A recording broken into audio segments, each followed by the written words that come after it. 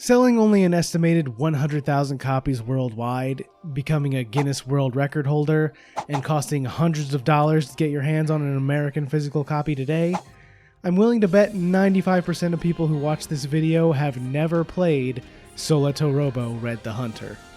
And I can't blame you. It was brought to the US by Xseed in 2011, a year after it came out everywhere else and several months after the 3DS had launched. It was mostly advertised in magazines in a time where the Western world had almost entirely moved on to the internet. And it's the second game in a series which first debuted 13 years prior in 1998 with Tail Concerto. That all sounds like a recipe for disaster, so it's no wonder it failed. But I have to imagine that Bandai didn't really care, as they didn't even want to greenlight the game in the first place.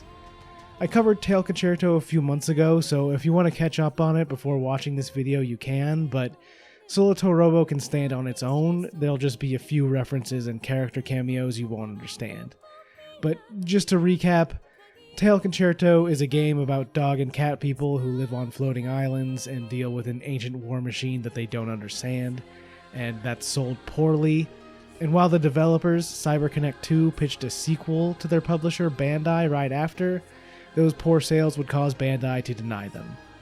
Fast forward a few years, and CyberConnect's dedication to the Little Tail Bronx franchise never wavered, pitching Tail Concerto 2 repeatedly until Bandai finally gave in, but they refused to allow it to be called that, so instead, the second game in this series was called Solatorobo Red the Hunter, with Solatorobo meaning Robo to the Sky.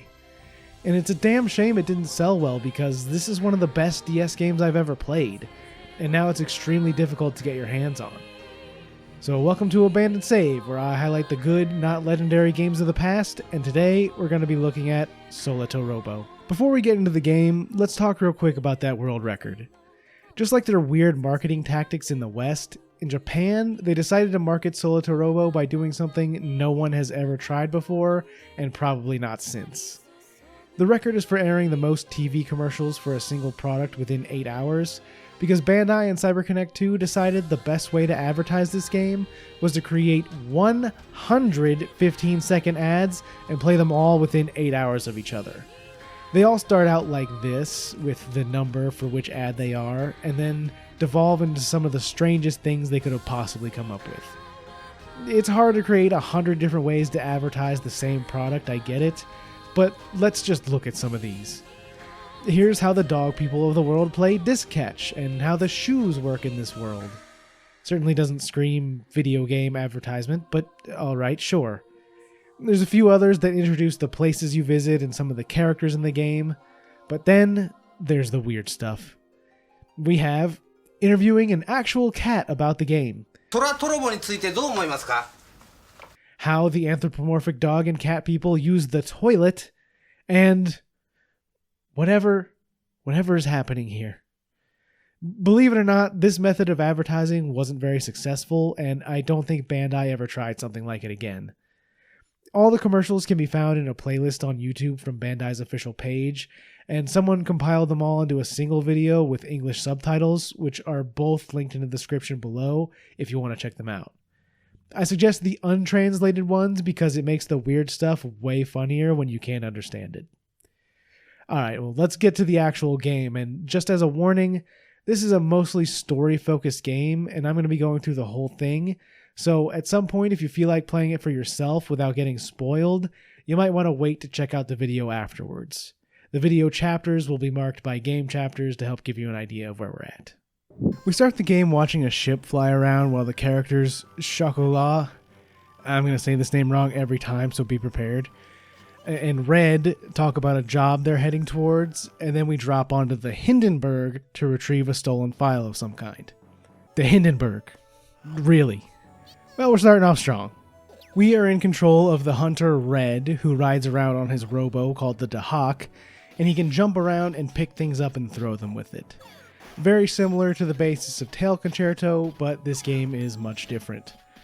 Right away we get into a battle, and now the way it works is you walk up to an enemy, pick them up by mashing A, and throw that bitch into his friends. This game has actual combat other than bosses, no more running around catching kittens as the main mechanic. Enemies can also fire projectiles at Red that you can catch and throw back, and this time it's way less jank than it was in Tail Concerto. Another thing of interest, this was a Nintendo DS game that primarily uses the bottom screen, which is the opposite of what most games on that system did. The map is usually displayed on the top screen, and regular gameplay happens on the bottom. It doesn't make a difference really, it's just strange, like reading a book that goes from the bottom to the top. You can also get off of the Robo now to interact with things, which isn't used for much, but it is a nice detail. Here I got off and found a search spot where I found some money. Huh. Rings. Is that some kind of furry requirement? A bit further ahead, we get the advanced battle tutorial where you learn that the real way to fight is by jumping up to throw an enemy and then chain grabbing them for a total of 3 throws in a combo before they get reset. For most of the game, this is going to be the main form of combat, but it is absolutely hilarious and really unique. I never really got bored of it.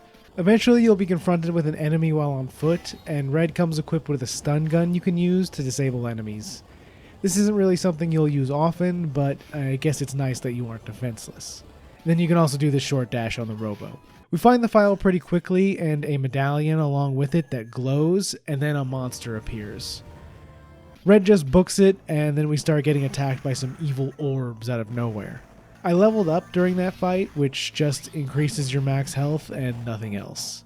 It cuts to a cutscene afterwards where Red finds a kid while he's escaping from the now crashing Hindenburg, and he chooses to save him, and then an animated intro straight out of an anime plays.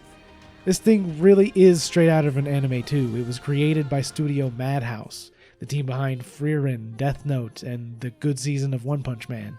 Unfortunately, this game doesn't have a host of hand-animated cutscenes like Tail Concerto did, nor does it have the near-complete voice acting. In fact, it barely has any, but I still do think it's a much better game. Back on the character's ship, the Asmodeus, we see the boy we rescued earlier resting safely, then head off to the first town, Airedale, to see Quebec, the one they apparently accepted the mission from. The file didn't survive the Hindenburg disaster, so we're headed to the quest broker to pick up some new work. Quests that are required for the story are marked with a star, and on the right you can see orbs with a number which represents the points it will give you towards your hunter rank. This is kind of similar to how the old Monster Hunter formula worked, where you have to increase your hunter rank to be able to take on harder quests, and certain ones are required for story progression, but a lot of the time the story happens without needing to interact with a quest. This example quest takes you to the parts shop to do a test fight against the shop owner's Robo. It's pretty easy and introduces you to the customization mechanic, where you can insert parts of different shapes into a grid that you can expand by finding an item called P crystals. No, not P period, like it stands for something, just P. The power of P. I like this mechanic for upgrading though. It gives you a lot of freedom. The only problem is it doesn't explain what the stats do, and while they're mostly self-explanatory, it might take you a second to realize hydraulics helps you pick up enemies quicker. It doesn't turn the Robo into a sick lowrider. You can customize this however you want, but the game isn't really difficult, and I pretty much just threw everything into attack. Now let's go back and check on that boy we rescued earlier. He looks more like the girl characters in these games, but alright, sure. He's now awake and concerned about the medallion and wants it back right away. He comments on how it's glowing, which started happening right after Red first picked it up, and says that's impossible without performing the rite. We don't get to learn what that means though, because we have to head off and find some more work. Real hunters don't ask questions, I guess. We now have access to some optional quests, and I'll talk about a few of them, but for the most part I'm going to skip over them in this video. Just know that since you have to increase your hunter rank in order to take story quests at times, these aren't exactly optional most of the time. At least the ones that give you rank points. And I'll be doing all of them as they come available to stay on top of it. They're absolutely worth doing though, as this game can be pretty funny at times, but most of that humor is trapped within the side quests. I also want to mention that the quest counter is marked with a sign that says Ket, and the woman that runs it, Flo, says bonjour when you walk up to her. The country we're in this time is called Shepherd. It's not Prairie from Tail Concerto, and the official language seems to be French. It's what's spoken in the limited voice lines throughout the game and what is written on the signs, but it's kind of funny because this is a Japanese game voiced by all Japanese voice actors speaking in French, so I'm sure it sounds off to everyone that actually speaks French. You heard it here first. French is the official language of the furries. The first side quest I picked up introduces us to the duel ship led by Quentin, who wears clothes similar to Fool from Tail Concerto. On the duel ship, you can do optional fights for reward money that are fought in 3 rounds, and after winning round 1, we have our first Tail Concerto cameos, Cyan and Princess Teria. The princess is a real hound dog for men that can fight. First Waffle, and now she's here just to hit on Red, it seems, and Cyan also wants to make Red his apprentice. This is all optional and just a fun ad for Tail Concerto fans, but considering that game was 12 years old on Solatorobo's release, and on the PS1, I don't know how many people that played this game actually even knew these characters. Please keep it in your pants, princess. The dual ship quests are also repeatable in case you want to farm money or just play them again just because, and a few other quests are as well for similar reasons. The other side quest here introduces the Black Cat's Gang kittens from Tail Concerto, and when you collect them, it'll give you a piece of a photo just like you could collect in the original game. Since Red won't give the medallion back, finders keepers, the boy is just going to follow him around for now as we take on a required quest to move some boxes in a warehouse and get used to the controls. Right after that, there's some loud noises, and the dark red balls we fought on the Hindenburg are attacking the city. The boy tells us these things are called shades, and they're weapons of Lairs, the giant monster that attacked the Hindenburg. Along the way, the boy tells us his name is L, and we run into the boss of the Shades, which you can hit with his friends, their attacks, or just by picking him up and chucking him, just like everything else. With the boss out of the way, the Shades disperse, and we take a look at the damage done to the town. L blames Red for the destruction, stating that they were there for the medallion he carries around, and offers him a great fortune in return for taking care of the medallion and helping him.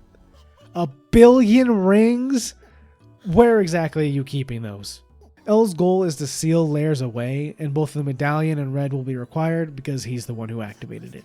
After every chapter is when the side quests get updated, so while I'm around doing those in Airedale, that is now totally fixed of all damage in an instant by the way, now's a good time to bring up the music and character design.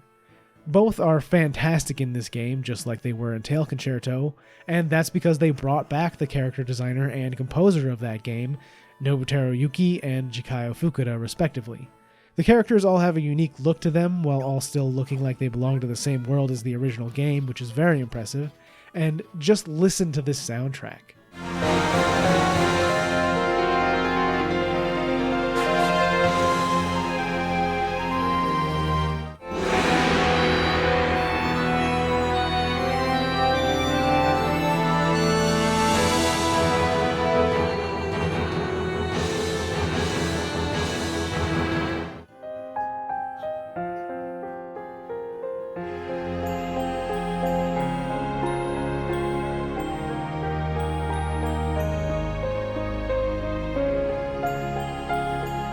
It's beautiful and is the work of Lean, CyberConnect's in-house music composition group. I highly recommend giving the rest of the soundtrack a listen for some zen ambiance. Next we arrive on Spinon, where the Kurvaz flagship, the Golden Roar, is parked. The Kurvaz leader Bruno is also here, and oh god, that dog girl with him. I'm not gonna check, but I already know a certain portion of the internet likes that one. The Kurvaz are a military group of some sort that also owned the Hindenburg, so it's curious what they're doing here. When we get up to the quest counter, it cuts to a scene in the mayor's office, where the blonde furry icon tells him they're after his crystal stone key. Her name is Mervale, and Bruno takes over to threaten the mayor for it before they leave, and then his granddaughter takes off with the key right after in order to protect him. Back to Red, we end up taking a job from a kid to find his friend's lost key, because of course she lost it immediately. We meet up with Elle as we're talking to the kid, and it turns out he wants to find the key too, so now that's become our main priority. This leads into a dungeon in the sewers looking for the rat who stole it, and we beat the shit out of him for it. Why did he explode? Anyway, we bring the key back to the kids and go with them to deliver it to the mayor, and in order to protect the city, Elle comes up with a plan to tell the Kurvaz that we stole the key, giving it to us and protecting the city in one move. Guess it wasn't that important then, because he just hands it right over at that. Apparently it opens up a shrine beneath the city, so now we're off to check that out. The dungeons in this game are all quite small, but they usually have 1 or 2 puzzles that aren't too hard to solve, and a few enemies to fight like these fish before you get over to the boss. The story is the main draw here, and one of the criticisms of this game is that the characters yap too much, but I personally enjoyed the pace they went with. There was enough fighting to keep me interested, but I was always more curious about what was going to happen next in the story than I was about what I was going to fight next. Waiting for us by the shrine is Kahlua, who's looking for the crystal stone hidden here. It was called the Crystal Stone Key, so I don't know why the object being the crystal stone is a surprise to anyone. The fight over the key begins, and it's cool to fight a fellow robo-pilot. Kahlua has guns that you can throw the bullets of back, and even take the guns and shoot them yourself. This game isn't super challenging, and I only died once in the entire playthrough, but I do really enjoy the boss fights. And like I said, I just can't get tired of beating people by just tossing them into the ground. Kahlua takes off after his defeat, and we use the key to enter the shrine and pick up the crystal stone. El says the source of his powers, the no-no, is reacting to it, and it's definitely related to layers. That's all the information we get for now though, and as we leave Spinon, we see the Kurvaz talking over what happened, and they decide to send Gren, the next member of their special ops, out to track down Red. After they're gone, Mervale makes a comment about Red and the Dahak being involved, and being accompanied by a Paladin, so she knows more than most of the characters about what's going on. Also, for some reason, all the chapters end with this to be continued thing. I never really got why some games do this. Back in the ship, El tells Red that layers can be sealed away by the rite of forfeit, and the location it needs to be done changes every time the rite is performed. That location hasn't revealed itself yet, so we're just gonna go kill some time. During this chapter, one of the side quests involves Mamoru from the country of Nippon, who wants us to hand out pamphlets about safety protocols for a disaster. Mamoru-kun is actually a mascot created by CyberConnect that's used as a safety expert in Japan. He's like Smokey the Bear, except he's not a bear, he's a twink. Mamoru actually represented CyberConnect for a charity event they held after the 2011 earthquakes in Japan, and Solatorobo itself was even planned to be a Mamoru-kun game early in development, so having him here on a side quest doing what he's used for in the real world is pretty cool. There's also a dual ship mission where this girl Toffee fangirls over Red super hard, but then after the fights, when she sees him getting bossed around by Chocolat all of a sudden, she loses all interest in him. A tale as old as time. The Kurvaz special ops are now attacking the ship, and after crashing and beating up some of their machines, we go looking for the control ship sending them after us. This sees Red getting access to flying mode with the Dahak. This works just like the jetpack did in Tail Concerto, where you boost up for a while by holding jump, and then you can hold forward to enter flight mode, which transforms the robo into a plane with typical flying controls. Up is down and down is up, though it allows you to change that if you prefer. You then can go around destroying all the ships, and with the slightly better controls than the older game, this is actually really fun. And with a few more things to do, I could probably play an entire DS game that controlled only like this, and it's only used a couple times throughout the game. With all the ships taken out, we return to ours, and a mysterious catman named Beluga that El knows attacks, demanding the crystal stone. We're no match for him and have no choice but to hand it over. After doing so, El asks Beluga why he's working with the Kurvaz and begs him not to take the medallion, to which Beluga tells him to keep his voice down. Something smells fishy about this whole thing, and it's not his wet food. Since the Asmodeus took a lot of damage, we have a friend here to repair it, and while he's doing that, he asks us to test out his race machine. This is a full-on X-Wing-like enhancement for the Dahak that you use in a race, and it controls like Mario Kart with boost you can pick up, items to use against your opponents, and you can even drift somehow in a plane.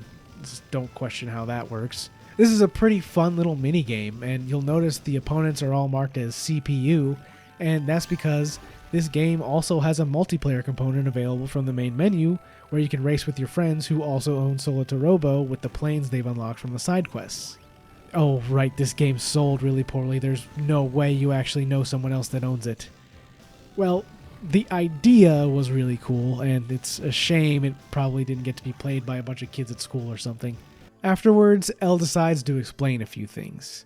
He's one of the last remaining members of the Paladin clan, a group responsible for putting lairs to rest anytime he awakens. His homeland was destroyed, and he thought he was the only survivor until we saw Beluga. He's afraid that Beluga working with the Kurvaz means he may be shirking his duty, but we've got L's back.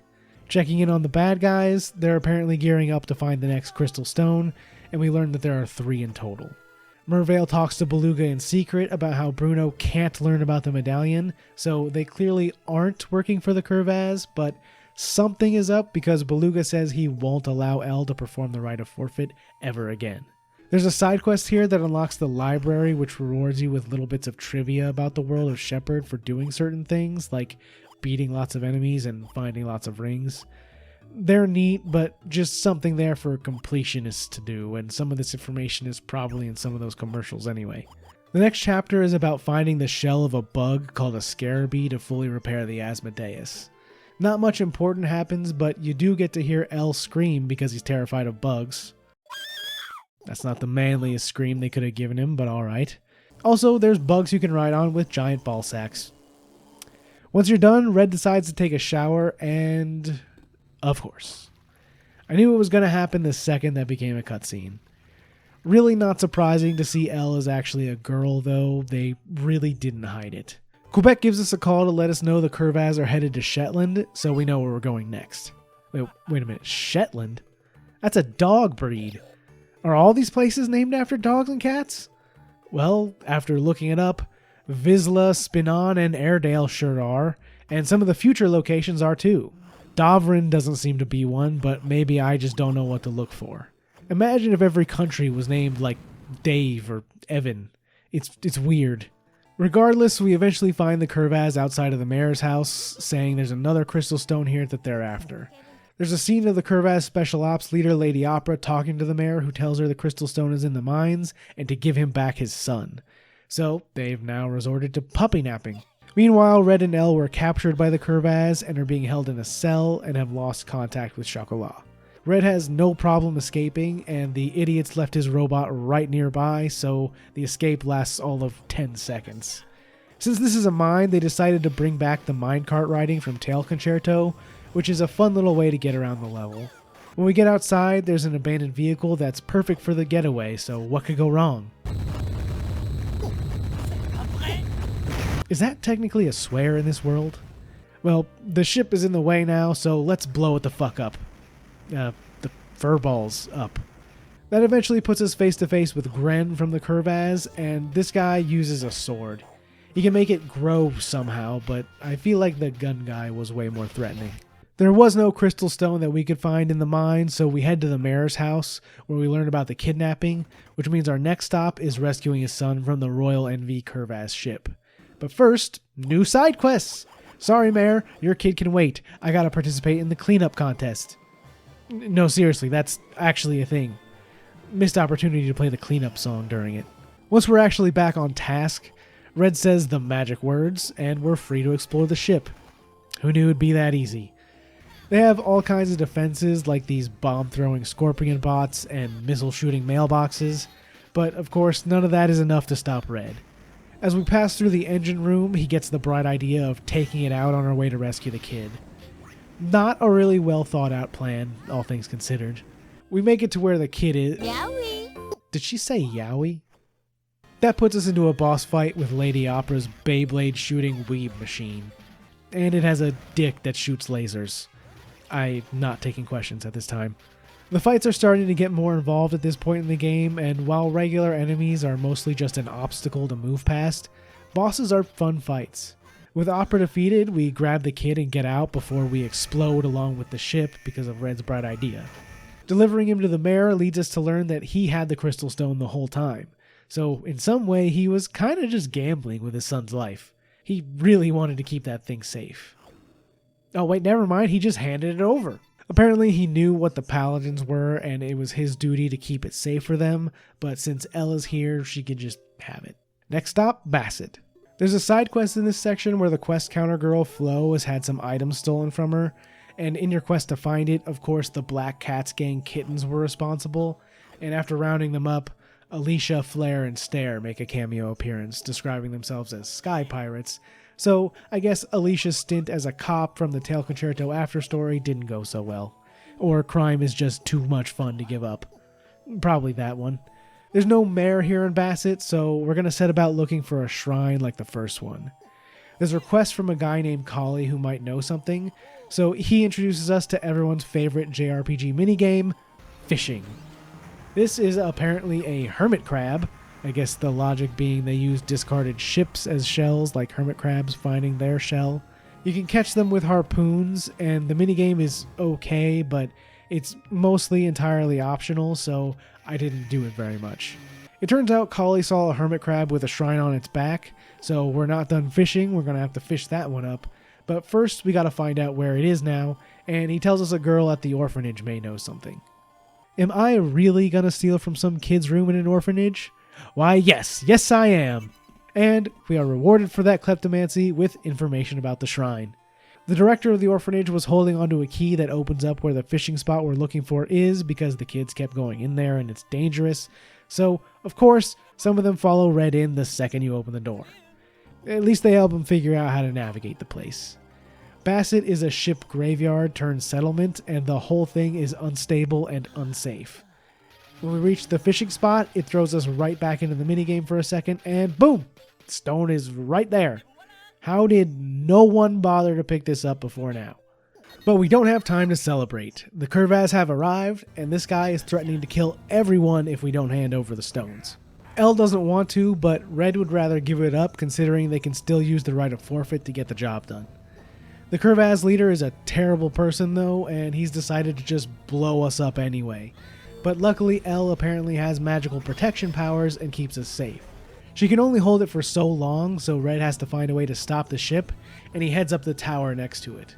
Great idea, let's just drop an entire gigantic engine on them.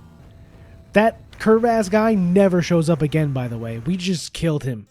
After we're done, we see Mervale and Beluga talking again about how they just need the medallion to complete the power cell, whatever that means. There's then a light, and then the door where the rite of forfeit must be done has finally revealed itself in the holy city of Samoyed. Elle seems a little down and reveals this information to Red when he tries to talk to her about it, as well as mentioning something about 300 years of experience. Must be recruiting for an entry-level job. At Samoyed, they won't just let anyone into the temple, so we have to do a quick request and grab some flowers for a woman before we can enter, and Elle starts showing she has some feelings for Red as we do it. What is with this series and cat plus dog relationships? Whatever. Helping the lady out gets us into the forest, where you have to carry these icons around and place them on pedestals to move forward, which I guess counts as a puzzle, but it's like putting all the pieces in the square hole. You really can't go wrong. At the end of the forest lies the Whirl Zone, and before we can enter, we see Bruno talking to Mervale. He tells her he knows Beluga has gone to get the medallion, and he's been aware of those two scheming behind his back the whole time. Mervale tells him to give up on Lairs as no one can control it, but he is determined, and he has her locked up. Back with Red and Elle, she instructs him to put on the medallion and begins the chant. We cut away to Beluga asking Chocolat if Elle is on board their ship, and then Elle tells Red that even if they succeed, Chocolat and her will not be happy. She struggles to finish the chant, and Beluga breaks in to stop it and fights Red. This fight is a little tricky, and he did some real damage to me, but no one is immune to these robo hands. Beluga tells him that Red would have been sacrificed with the right, and Elle says she's done it once before, and Beluga has even sacrificed his own sister. Game is rated E10+, by the way. Beluga says that he has a way to stop Lairs without the right, but he needs the medallion to do it, and Elle hands it over. And that's when Bruno makes his entrance. And the billion rings was a lie. She's pretty fond of lying, it seems like. Elle then puts up a shield to protect everyone, and she gets captured. Bruno is willing to trade Elle for the medallion, and Red has been willing to give up everything for people before, so this is no exception. Beluga warns Red not to get involved and tells him that her and Elle have eternal youth and have lived for over 300 years. That's where that comment from Elle was going earlier. Since Red's determined, he's going to leave everything up to him, so we're off to save her.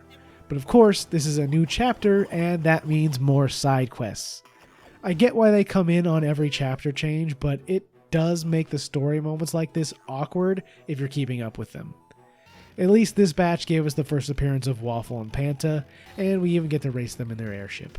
All of the Tail Concerto characters have pretty much made an appearance in this game, entirely relegated to side quests, and I like the separation there.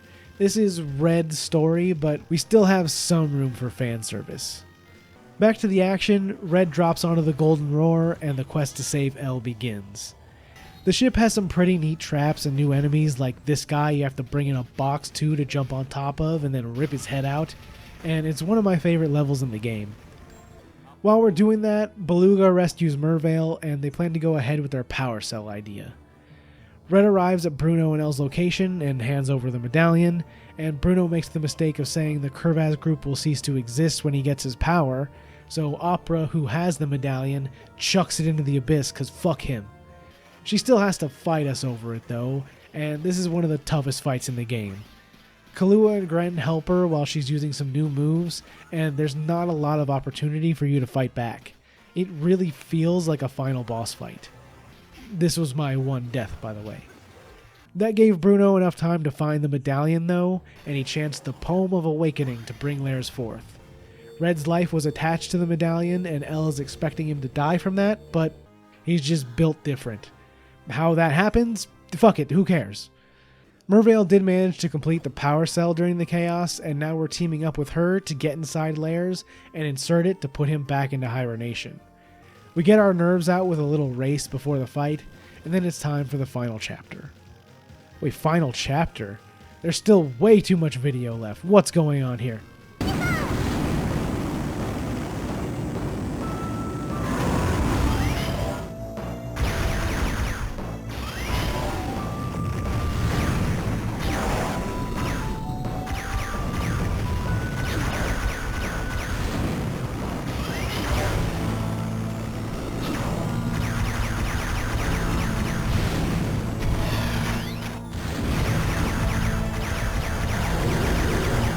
Now we're inside the beast, and it's never brought up, but it's very visually consistent with the inside of the Iron Giant from Tail Concerto. There's some weird eyeball things and giant uvulas to fight, and Elle apologizes for trying to take Red's life for the right of forfeit. Then we get cornered, and Beluga makes a triumphant stand to hold them back while we advance. Inside, Bruno has been transformed into a monster by Lairs, but he's kind of still in control. Then he hits Elle though, which angers Red.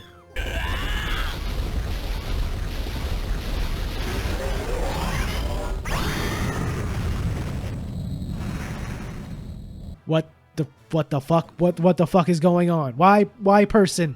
I thought this was a furry game. I have so many questions. Dogs can just do that?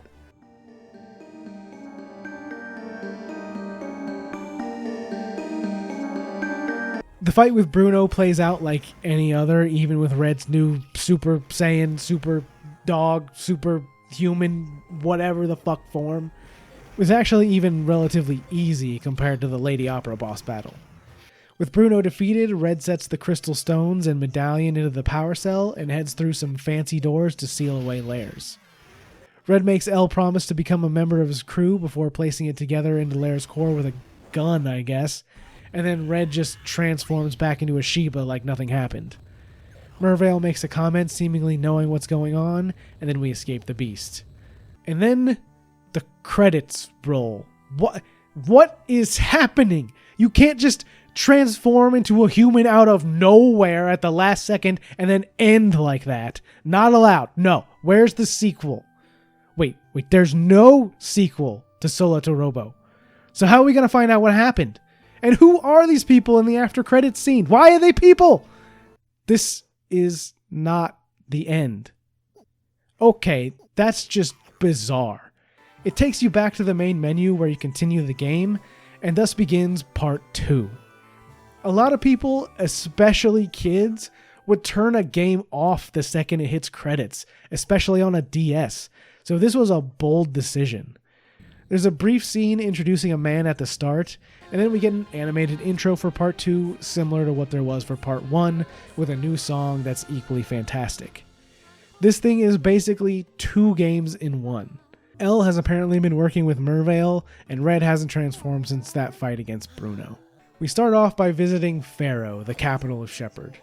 There's a couple of small quests you do for the train conductor, fixing some machines and then investigating a suspicious package, which turns out to be a bomb that we get rid of, both of which are required for whatever reason. And then, why are there two of them now? And why does that one have tits? And why are they people? What is going on? And why does that one have tits? Oh good, Red is a human again too, why not? The two new bad guys refer to him as a hybrid, and then the easiest game of dodgeball ever happens. It turns out these two are called Nero and Blanc, and they leave just as quick as they arrived. Elle and Beluga wake Red up later and explain that the pink one is called Lemures, and they are Titano Machina. The medallion we had was for Lairs, and they have another one that corresponds to Lemures. And with that, we're going to meet with Mervale to discuss what to do. After the attack, the Dahak is damaged, and Red talks about how it feels like a part of him, and he only remembers the last 9 years of his life. Before then is a mystery, but he always had the Dahak. We meet up with Mervale on the Gold Roar, where we learn that Lady Opera is now in charge of the Kurvaz, and Mervale explains that Nero and Blanc are called hybrids, who wish to summon a third Titano Machina called Tartaros. And of course, if they succeed, the world will be destroyed, blah blah blah, whatever. She also calls Red's transformation Trance, and she'll teach him how to control it if he can pass some tests, which begin immediately. For that, we're going into the Matrix, where Red dreams of protecting Elle from some bugs, which the game uses as an excuse to play the shower scene again. They were just looking for a reason to do that, I'm pretty sure. The next test is a rematch with the two hybrids, which is exactly the same as the first time, and the one after that is all about what Red fears most, and apparently for him that means having destroyed Airedale and killed his friends without remembering it, since he fears his new powers. Understandable, I'd probably be afraid too if I was some kind of reverse werewolf and already had a huge gap in my memory. Chocolat and Elle are concerned about the tests, and Mervale tells them to believe in the her that believes in him, which is an acceptable answer because these devs have been studying anime for years to come up with the ultimate furry robot human death machine game. The next one is the final test, and Red wakes up confronting himself, then is transported to a lab with shadow people. He has vague memories of it, but doesn't really know what he's looking at. He eventually finds the orphanage that he lived in with Chocolat as a kid, and then remembers a young Mervale being told to cast him away by some man, and she wakes him up. We head back to the lab after, and all of a sudden Red remembers Mervale telling him to leave, and that failed subjects are disposed of, and she also gave him the Dahak at that time. Elle then comes in to talk as Red rests, but he hasn't fallen asleep yet, and Mervale tells her that the hybrids are artificial beings created by herself and the man in Red's memory. This all happened 9 years ago when Red's memory starts. That was also when Elle last performed the rite, and it corresponds to a test of Nero and Blanc that caused the awakening that she had to sacrifice someone for. Red calls himself a monster and wants to be alone, and Mervale admits she can't even forgive herself for what she's done. I mean, she's basically furry Mengel, so yeah. Okay, that was a lot of information out of nowhere. This game was about doing odd jobs and picking stuff up and throwing it. Now we're a Super Saiyan that was created in a lab, all within about 9 hours of gameplay. Less if you only did the required stuff. Chocolat decides we should go visit the orphanage on Bassett to chill out. Red plays with the kids for a bit, and then one of them goes missing, and when you rescue him from the abandoned ship he's decided to play in, Nero shows up.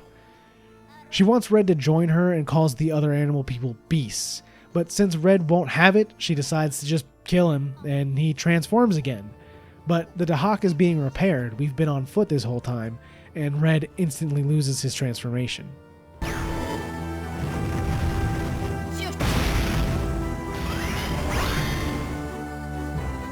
Enter the Dahak Mark II.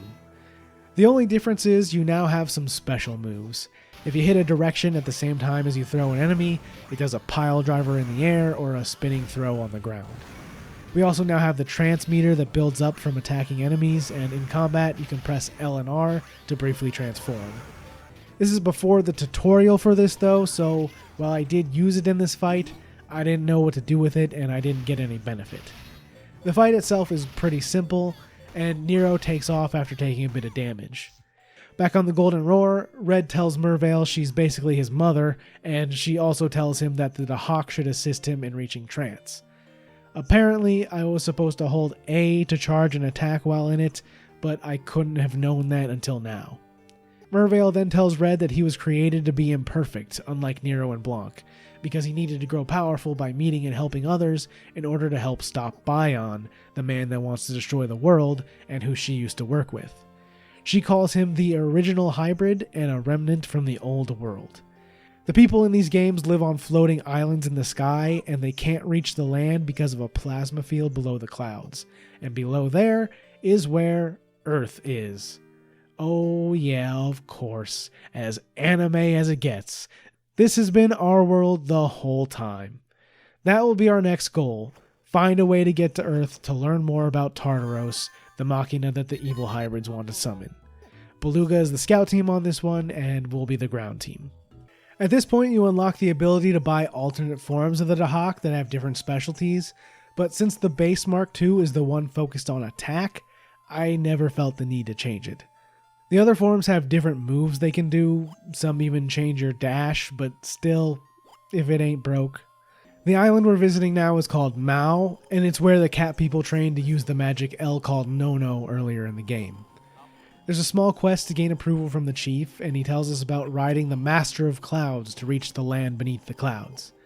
The ancient people that did this are said to have hid information about it here, so we're going off in search of it. There are murals in these training grounds which tell of the divine flute that's guarded by 3 beasts, which can call the Master of Clouds. At the end, there's a whirl zone, and a beast is summoned when we arrive. It gives Red and Elle a riddle that they can't solve, but that's okay, because we can just solve this problem with fists. In the fight, I used Trance again and used the attack this time, which is basically a green fireball you can throw at will, which makes fights much faster since normally you're stuck waiting for them to give you something to hit them with. Succeeding gives us the first piece of the flute, and we head back to the Golden Roar to share. The next piece is back on Visla, where the bug stuff was. Before we go, there's a scene of Bion and the other hybrids talking about how they need to download some code that's going to take a while, so they're just going to let Red and Co. do whatever they want while they wait. The bug island has a problem with the type of bug that was a boss fight the first time, and when we try to take care of it again for them while looking for the next piece of the flute, a kid stops us saying that the Scarabee is his friend. How exactly that could have happened, the world will never know. But not killing it was actually a good thing, because the piece of flute is beyond an impassable cave, but the boy agrees to let us ride his friend to the finish. Pause. Okay. He whispers the bug, and we ride on its back to the whirl zone. This time it's a fish who asks another riddle that Red and Elle are too stupid to solve, and I learned how annoying some boss fights can be when you don't go in with Trance charged up. But eventually I made sushi out of it, and the next piece of the flute was secured. Back on the ship, I guess the next island to visit will be Sealyham. There's really a dog breed called Sealyham. It's these mop dogs with the beards. Just stick a pole in them and clean your house. Mop Dog Land is the fish place for some reason. A fisherman knows where the whirl zone is, but it's his secret fishing spot, so he doesn't want to give it up. We have to help him out with a quest first to get the information, which means catching some fish for him by throwing them into a trash can. Is he gonna eat them out of the... You know what? I think it's better if we don't know. And how do these big ones even fit? It's a magic trash can with hammer space, apparently. With his trash fish secured, he agrees to help, and this one is in another one of those fly around areas, and you have to figure out how to reach the island, so it's a little bit different. Right when we reach it, the hybrids attack Beluga, but we cut straight back to Red. What a haircut on this guy, but it's actually not a fight this time, as they're able to miraculously solve the riddle, so we have now completed the flute. Blanc shows up before we leave, and our boss fight this chapter will be against him instead. It's pretty much exactly the same as the fight against his sister earlier. I don't know why they made the Part 2 bosses objectively easier than Part 1, but Blanc threatens to destroy the flute, so before he can, Elle plays it. The Master of Clouds is a whale. Yes, just as we all predicted, right guys? Guess we're going to Earth, on the back of a flying whale that's carrying the Capitol building. We arrive at a tower and a hologram woman appears, calling it Futsu Tower. She calls herself Juno and beckons us inside. The team remarks that the interior is similar to the interior of Lairs, and there's some new puzzles with Tetris pieces that make roads, which are pretty neat. Juno says there's some information here, and we learn of humanity's past. They were given knowledge by what they call the Hyperinformation Convergence Juno, including how to use crystals as a power source and nanotechnology. Futsu Tower is officially located on Australia, by the way, so congrats Aussies, you were the last ones left. Scientists all came to the tower to study Juno in the past. It seems that humanity fought over the knowledge that Juno provided, breaking out into war and using the Titanomachina as their war machines. This was how the old world was destroyed. When we reach Juno, she says humanity called her Yerlunger, and knows that we are there to learn more about Tartaros. She says the one trying to revive it is seeking Project Coda, which we will need to understand the end of humanity to understand. The war on Earth was not exactly the reason for humanity's end. All life would have perished in that war. So, Juno offered the people of Futsu Tower a choice. End humanity and activate the reset command, which would ensure new life could exist in the future. The people of the tower accepted this, and the continents were lifted into the sky, and the dog and cat people were created. CODA stands for Continent Orientation Defloat Alignment, which is a massive stretch of an acronym. It's the process for dropping the continents back onto the planet, and Bion was supposed to remain dormant until such time as this was activated, but he was awoken early. His only purpose is to activate CODA, so that is why he needs to do it. This will sink the islands into the plasma clouds, which will kill all current life on them. It's effectively the end of the new world. Just as she tells us this, the hybrids arrive at the terminal, and she sends us off to download some data before they can stop her. We run off to meet them, and Bion tells Ellen Beluga that their homeland was destroyed by him, as he deemed the Paladins a threat to Project Coda. They warp away somehow and leave a shade for us to fight as they do it, and we have to download 2 bits of information to stop Tartaros from activating Coda, as it's no longer possible to prevent its summoning. Then we return to Juno, who tells us only a hybrid is able to do this, and it must be done from inside Tartaros. We then return to the Golden Roar to discuss, but Pharaoh is now under attack again.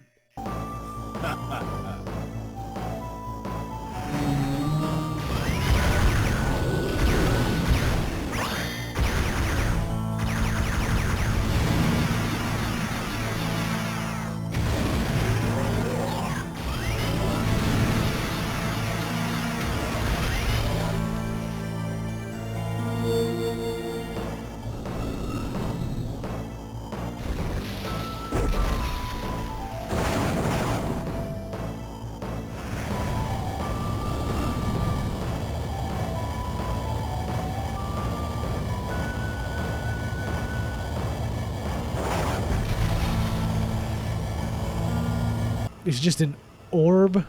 That's kind of lame, but alright. It's officially a race against time. First we'll have to disable Lairs and Lemures, then use them to open a hole into Tartaros that Red can go in to end this.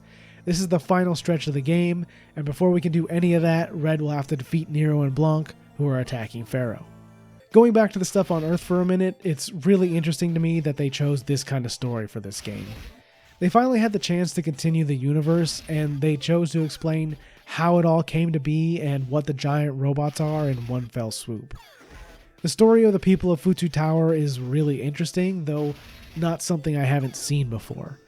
I really enjoyed the story of Horizon Zero Dawn, and without spoiling anything, it's remarkably similar to this game. Bion is an interesting villain who is essentially a program fulfilling his purpose to bring back humanity, who never could have predicted that an entire new civilization would be created in their aftermath, and likely would not have chosen to replace them to bring themselves back, but that's a very difficult choice to make.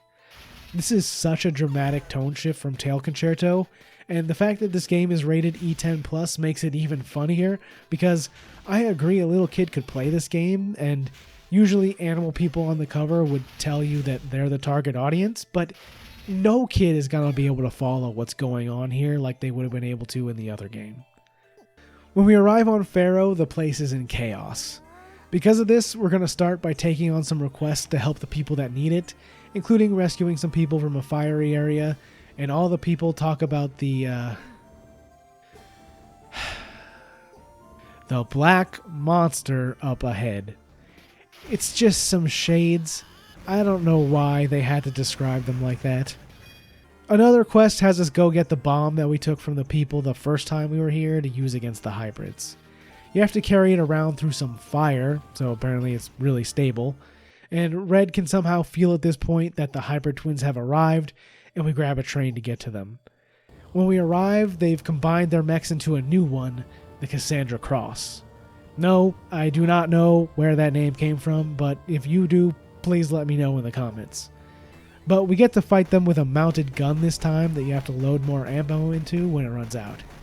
Extremely easy, but nice to see something different this late in the game. Mervale tells Nero and Blanc that they were only created to control Tartaros a single time and have no other purpose. They were expecting an order to be received after doing so, essentially a life purpose for them, but there isn't one. Mervale says that she can help them live normal lives, and then Bion appears and Red transforms against his will, receiving an order to destroy. The twins drop out of trance and become dog people, and Red loses control. And that marks the end of Android 17 and Nero and Blanc.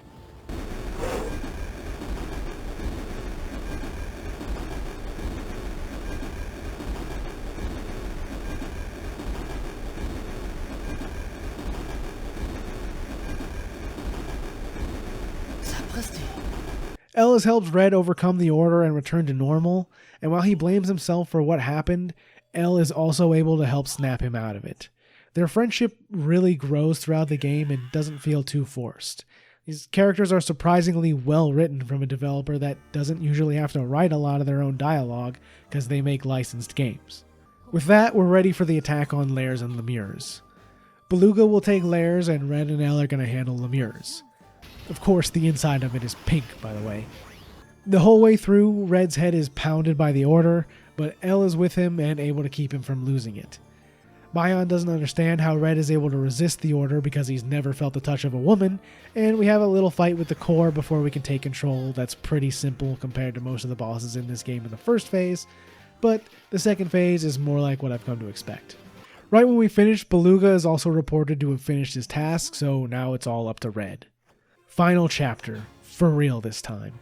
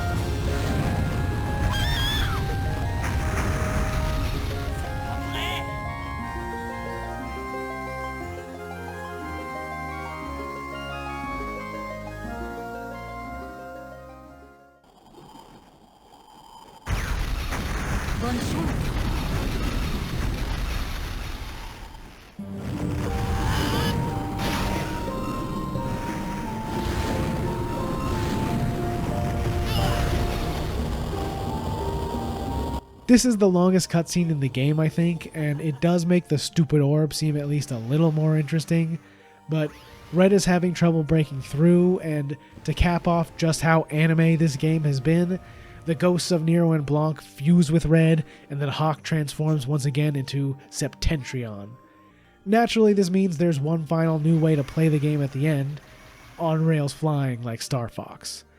Maybe they just had to give a shout out to Star Fox, I don't know, but it's kinda hype, so I'll allow it. It ends with a fight against a biblically accurate angel that takes 2 seconds, which then opens to reveal Bion inside, and the real final battle begins. It's very flashy with lots of fire effects and some cool new moves, but as usual, it's not too hard, and there really isn't even a phase 2, it just changes when he gets low on health. The power of friendship prevails.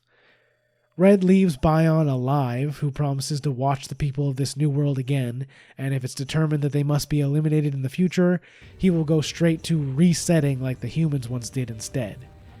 Red makes his escape, and the world is saved. There's a new song that plays over the credits that's great as usual, and afterwards, we learn that Elle and Beluga have lost their immortality so they can lead a normal life. And that's the story of Solatorobo Red the Hunter. It takes some risks by continuing an old franchise and having some of the most unique combat I've seen in a game like this, and it also dabbles in many different things with the fishing minigame, ship racing, and a sci-fi story that you're probably not expecting when you look at the game's cover, but I think it did an amazing job at bringing them all together. As long as you enjoy the story or the gameplay, you can have a great time with the game. And if you're lucky or wealthy enough to have an American copy of the game, the post-game DLC quests are loaded onto the cartridge, and it's the only way to play them now unless you already downloaded them back when the DS eShop was still available. They were free, so you may have, but only if you own the game. They add a little bit to the lore after the ending and are pretty much the only thing to do once you hit Hunter Rank 10 besides going into New Game Plus, but that's mostly the same other than a few new Dahak Mark II forms to buy.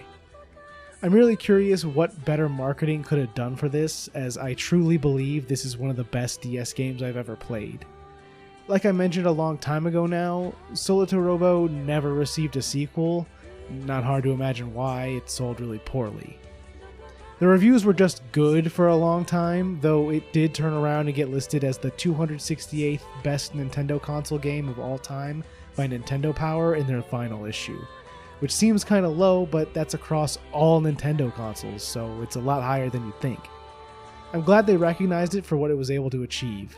And on top of that, like Tail Concerto's After That Concerto, CyberConnect published several light novels to add to the game's story for those that wanted more.